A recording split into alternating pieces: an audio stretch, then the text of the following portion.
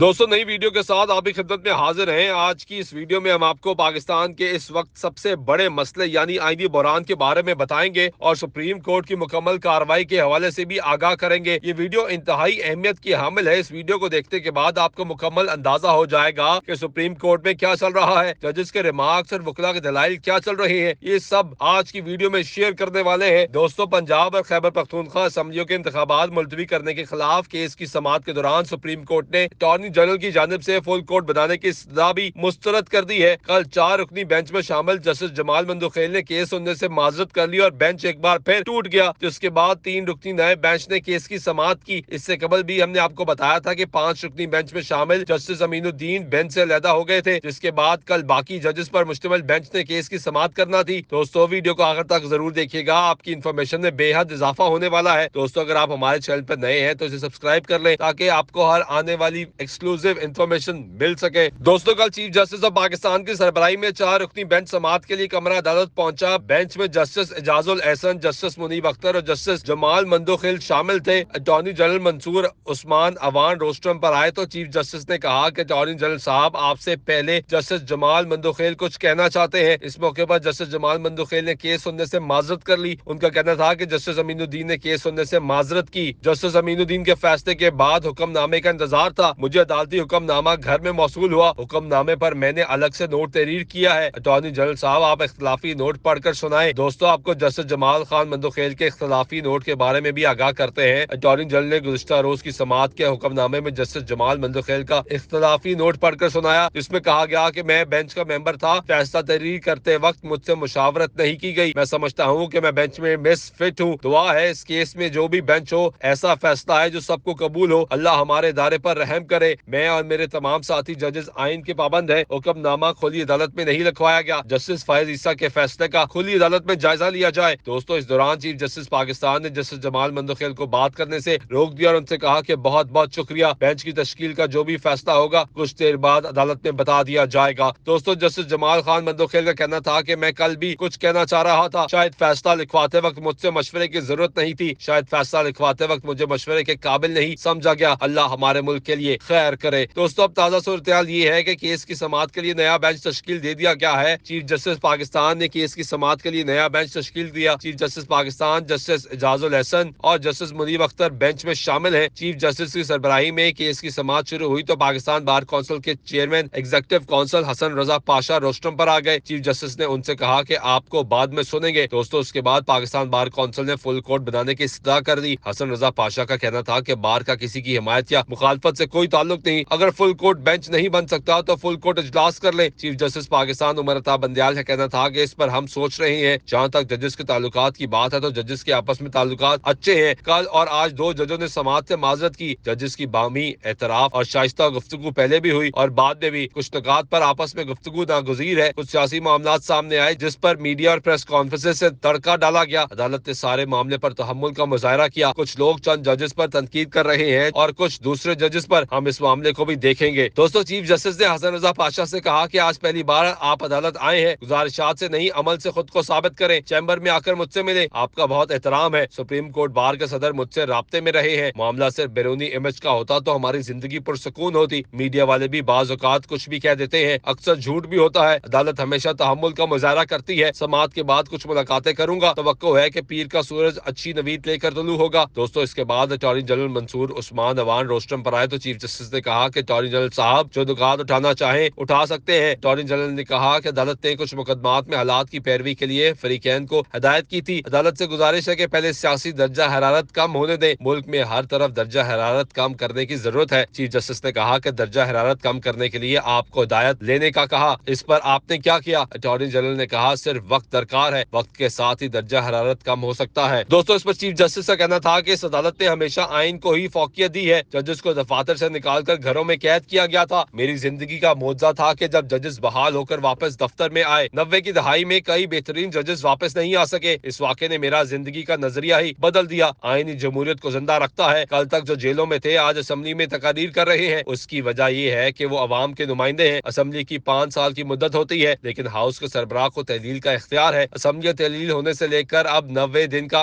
वक्त अप्रैल में खत्म हो रहा है। दोस्तों, चीफ जस्टिस ने कहा कि सदर ने 90 दिन की मुद्दत के 15 दिन बाद तारीख दी। सदर को इलेक्शन कमीशन ने हालात नहीं बताए थे। सदर को हालात से आगाह किया होता तो शायद 30 अप्रैल तारीख ना आती। अदालत के सामने मसला 8 अक्टूबर की तारीख का है। अदालत मुश्किलात पैदा करने नहीं बैठी। अदालत को ठोस वजह बताएं, ये डायलॉग शुरू करें। एक फरीक पार्टी चेयरमैन की गारंटी दे रहा है, शायद हुकूमत को भी माजी भुलाना पड़ेगा।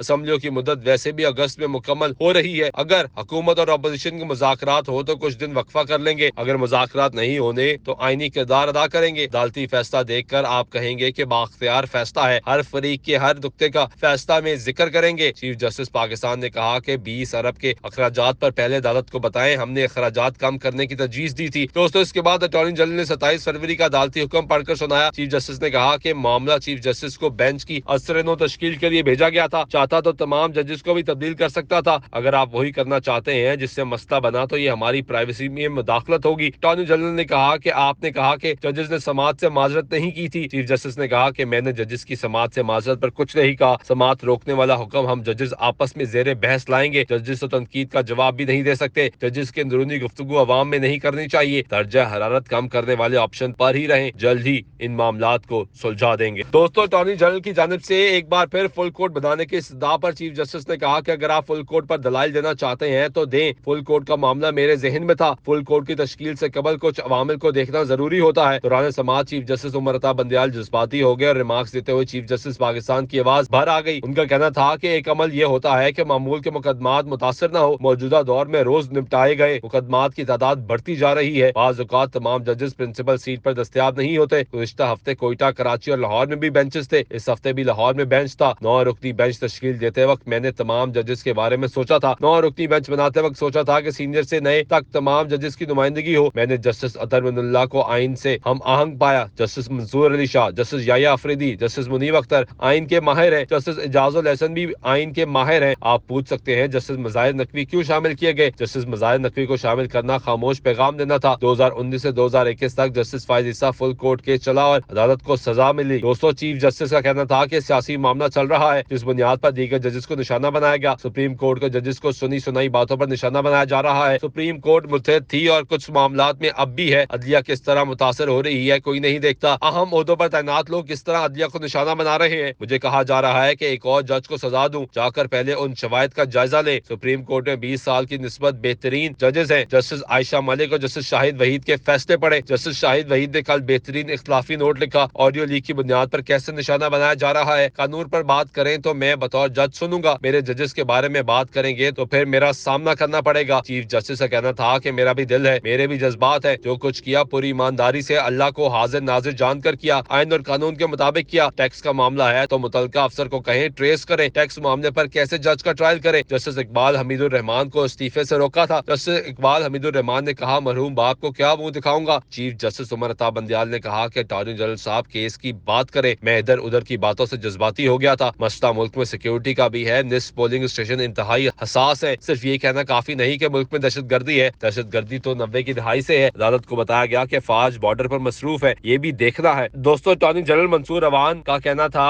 कि आज अदालत का जारी सर्कुलर देखा है। जस्टिस जमाल खान मंदुखेल का नोट भी पढ़ा है। वो बेंच से अलग हो चुके हैं। पहले आप सियासी जमातों को सुन लें, बाद में दलाइल दूंगा। मुल्क के मुआशी हालात पर अदालत को आगाह करूंगा। मामला 20 अरब का नहीं, पूरी मशरत का है। 30 जून तक शुरह सूद 22% तक जा सकती है। शरह सूद बढ़ने से कर्जों में इजाफा होता है। दूसरा नुकता यकम मार्च के फैसले के तनासुब का है। तीसरा नुकता यकम मार्च के फैसले की बुनियाद पर ही है। मौजूदा दरख्वास्त की बुनियाद यकम मार्च का अदालती हुक्म है। 9 रुकनी बेंच के 2 अरकान ने रजा कराना बेंच से अलहदगी इख्तियार की। दोस्तों, चीफ जस्टिस उमर अता बंदियाल का कहना था कि आपको किसने कहा कि 2 जजेस बेंच से अलग हुए थे। अदालत का 27 फरवरी का हुक्म पढ़े, उसमें कहाँ लिखा है। अटॉर्नी जनरल साहब सिक्योरिटी और फंड पर बात करें। जस्टिस मुनीब अख्तर ने सवाल किया कि हुकूमत के पास इस वक्त कितना पैसा मौजूद है। फेडरल कंसोलिडेटेड फंड्स में कितनी रकम मौजूद है। अगर 20 अरब खर्च होते हैं तो खसारा कितने फीसद कीमत बढ़ेगा। 1500 अरब खसारे में 20 अरब से कितना इजाफा होगा। इलेक्शन अखराजात शायद खसारे के 1% से भी कम है। दोस्तों, जस्टिस मुनीब ने कहा कि फुल कोर्ट की सदा करना हर फरीक का हक है। हुकूमत ये तासर दे कि मनपसंद बेंच बन रहे हैं तो ये इंतहाई संगीन इल्जाम है। सुप्रीम कोर्ट कह चुकी chief justice bench master of the rostrum है। जजेस किसी मुकाबला हुसन में नहीं अदालत में बैठते हैं। अटॉर्नी जनरल का कहना था कि हुकूमत की नीयत मनपसंद जजेस का जिक्र करने की नहीं थी। अदालत के बाहर दर्जा हरारत बहुत ज्यादा है। तमाम जजेस के लिखे फैसले पर कोई एतराज नहीं कर सकेगा। दोस्तों, चीफ जस्टिस ने कहा कि आइन की मंशा में है कि असम्बली तहलील हो तो 90 दिन में इंतखाबात हो। 90 दिन में इलेक्शन नहीं हो सकते तो मजीद कितने दिन दरकार होंगे। अदालत ने इस नुक्ते पर गौर करना है। कोई ज़ाब्ता और कानून फुल कोर्ट बनाने की इजाजत नहीं देता। अवाम जानना चाहते हैं इलेक्शन कब होंगे। इंतखाबात तक तमाम फरीकैन से पुरअमन रहने की गारंटी चाहते हैं। पुरअमन इंतखाबात के लिए वसाइल की जरूरत हुई तो उसका हुक्म देंगे। अगर अफवाज पाकिस्तान को बुलाना पड़ा तो उसका हुक्म भी जारी करेंगे। सियासी जमातों ने दी गई गारंटी की खिलाफ वर्जी की तो नताइज भुगतने होंगे। हुकूमत और पीटीआई दर्जा हरारत कम करने की गारंटी नहीं देती तो ये नामुनासिब होगा। दोस्तों, अदालत उज़्मा ने सेक्रेटरी दिफा और सेक्रेटरी खजाना को आइंदा समात पर तलब करते हुए पीर 3 अप्रैल तक समात मुलतवी कर दी। दोस्तों, अब तक केस में जो कुछ हुआ हमने आपको अंदर की एक्सक्लूसिव इन्फॉर्मेशन से आगाह किया। अब देखता यह है कि पीर को ये मामला किस करवट बैठता है। हम आपको इस हवाले से आगाह रखेंगे। हमें उम्मीद है कि आपको हमारी वीडियो पसंद आई होगी। वीडियो पसंद आई है तो इसे लाइक कीजिएगा और अपने दोस्तों के साथ व्हाट्सएप ग्रुप पे भी जरूर शेयर कर दीजिएगा। और अगर आप हमारे चैनल पे नए हैं और अभी तक इसे सब्सक्राइब नहीं किया तो आपसे गुजारिश है कि इसे सब्सक्राइब कर लें और साथ दिए गए घंटी के बटन पे भी लाजमी प्रेस कर दें ताकि आपको आइंदा आने वाली वीडियोस की भी बर वक्त आगाही मौसूल हो सके। शुक्रिया।